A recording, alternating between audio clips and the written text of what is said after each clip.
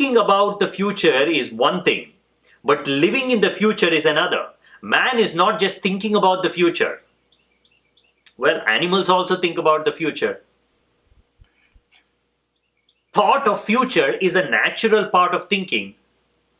When a squirrel is gathering nuts, it is contemplating on the future.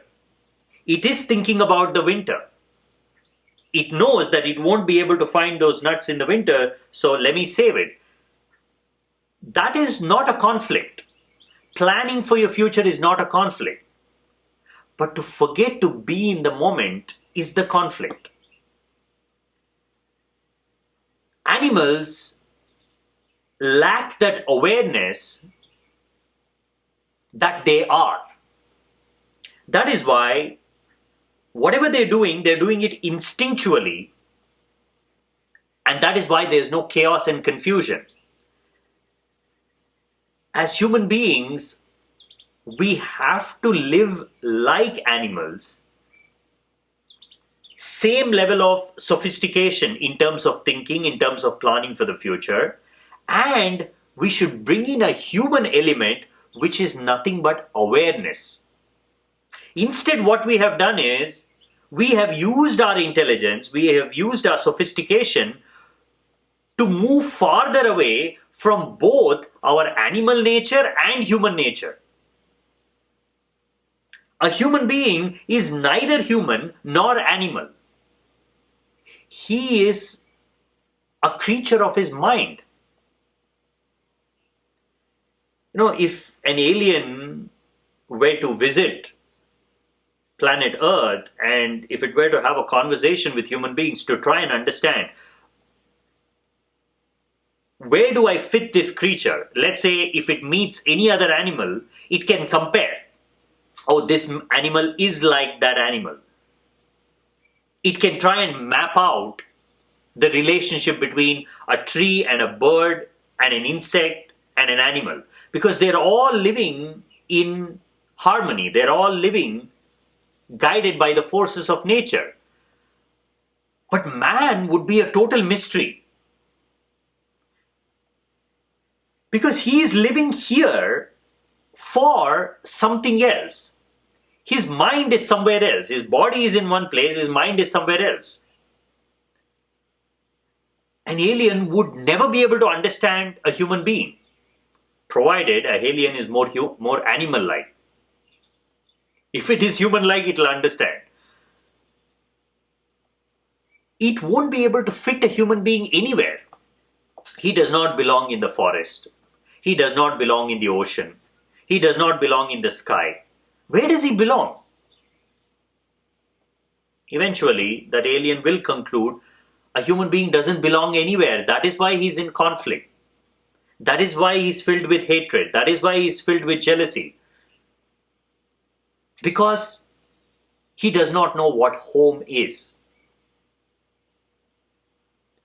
Home is a place very close to death, where life and death are dancing together, where living is reminding you of death, and that awareness of death is keeping you rooted, is ensuring that you don't forget to sing, you don't forget to dance.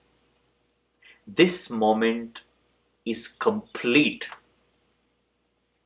It can never be more complete than it is now. None of your moments can be improved. You cannot add anything more to your moments to make them beautiful. It's only in idea, it's only in your mind that you can live under the delusion that something is missing in this moment and I can add something to the moment using my intelligence, using my sophisticated thinking. That is the delusion. Realization of the completeness of the present moment. It does not matter where you are, what you're doing. Full awareness that the only reality there is this moment. Rest, everything is imagination. When that moment happens, it is a reality. It has not happened. You are thinking about a future, but you don't live in the future.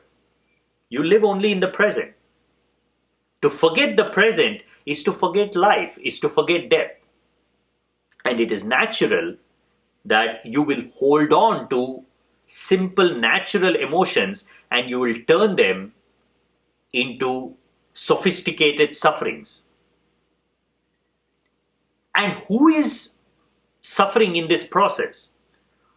Your hatred, your anger hurts you more than anybody else.